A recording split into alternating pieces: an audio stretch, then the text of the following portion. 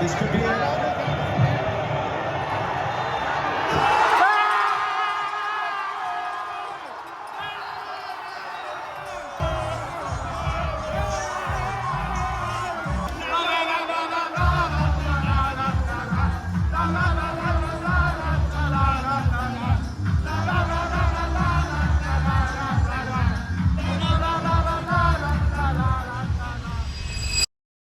Canada won, South Africa nil. Guys, what a crazy game that was. Canada get their first ever knockout stage win in football history, in World Cup history. Bro, it's crazy, guys. If you saw from the intro, I was just going absolutely crazy, guys. I was at a fan zone downtown Toronto and everyone was going mad. Like, everyone was going absolutely crazy. But honestly, guys, let me take a little seat. You can see we're downtown, guys. We're just at the boardwalk. There's like a random convenience store in the middle of the water. I don't know what's going on. But basically, guys, Canada get the win.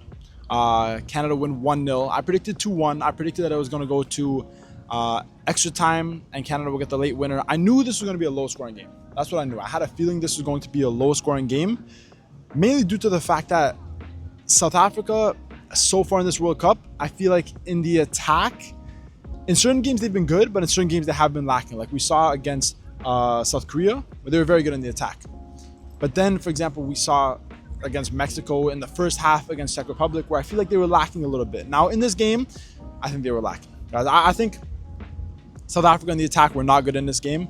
It could be mainly due to the fact of the way that Hugo Bruce decided to set up in this game. You know, a very low block, very defensively, you know, pretty much trying to score on the counterattack, just a quick counterattack, try and score a goal, and playing a low block and defend the lead.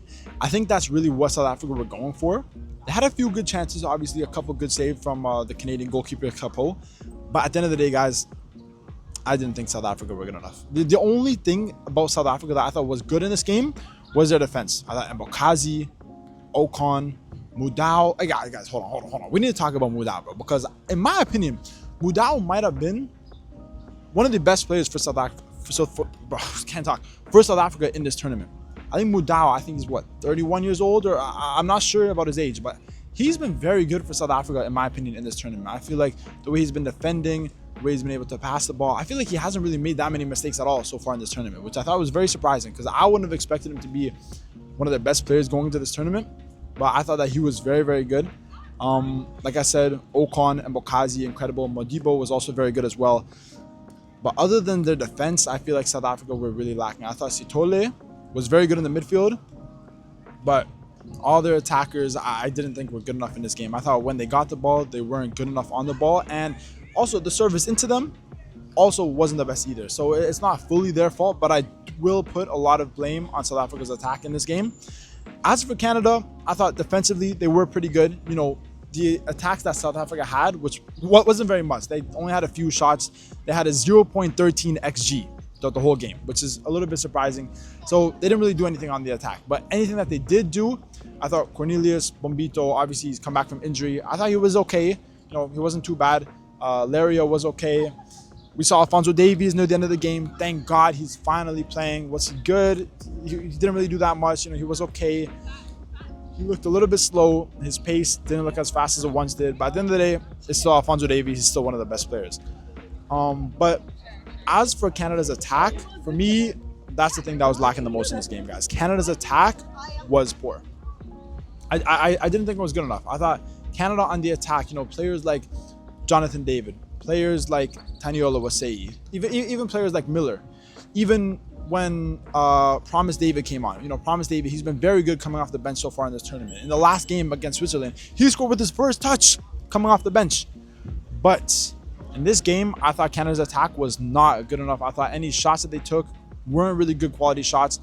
And I just thought the movement from them, it's just not enough. They looked almost lazy in this game. I wasn't a big fan of it.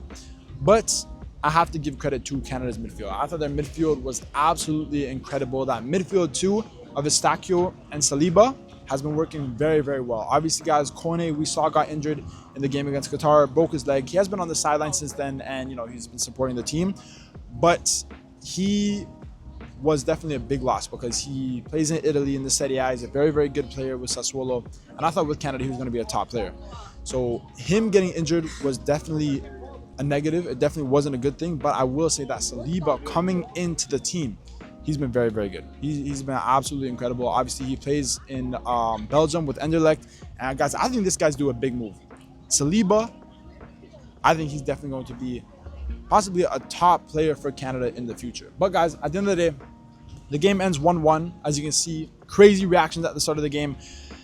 As for South Africa, guys, this is the end of the road for them. Hugo Broos is now retiring after this year. He's been the longest serving manager. I think he's been managing South Africa for at least 5 years. I think it's been about 5 years.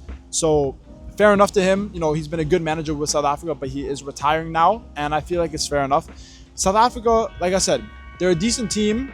But I think what I realized most about South Africa during this tournament is that they're a very inconsistent team.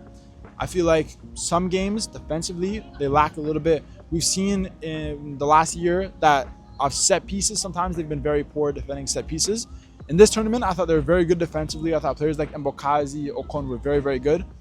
But in the attack, I didn't think they were good enough. I thought players like Lyle Foster was very poor when he was playing. Reinders wasn't that good when he would come on.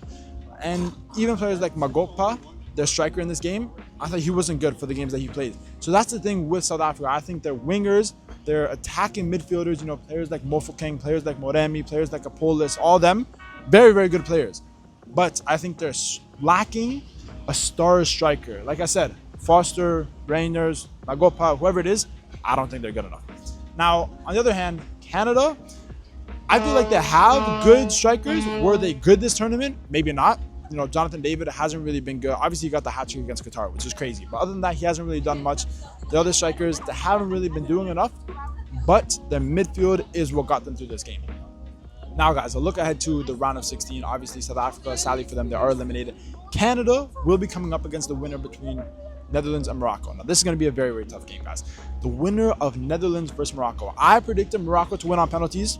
It could go either way. As a Canadian, I would like to face... they're both top 10 teams. I think Canada will have a better chance against Morocco due to the fact that Netherlands are a very solid defensive team. They have very tall players. They're very good off set pieces, and that can definitely punish Canada. Now, if you look at Morocco, they're a very, very good team in the attack, but I feel like Canada defensively, I mean, they're not the best, but they're okay. But I think Morocco defensively, I don't think they've actually been that good so far in this tournament. I felt like in the AFCON, they were very, very good defensively. This tournament, I feel like they haven't really been that good. I feel like under the new manager, Uwabi, they're maybe not as good defensively. And I do think that could benefit Canada because I think against a strong defense in Netherlands, Canada not scoring. Against Morocco, you know, there are definitely possibilities that Canada could possibly get a goal. I still think whoever we face in the round of 16, it will be probably a 90% chance that we will lose that game. But I'm hanging on to the 10% chance. So hopefully, guys, Canada can make it past the round of 16. It would be incredible. But even just to get here, guys, it was honestly incredible. Obviously, you saw the videos in the intro when I was watching the game live. Honestly, started to get a little bit emotional. It was insane. This is history for Canada. Their first World Cup win and their first World Cup knockout stage win in the same tournament. And guys, as you know, every single win they get, they're wearing this jersey. So I'm telling you, bro, this Canada jersey is good luck. But guys, that's the end of the video.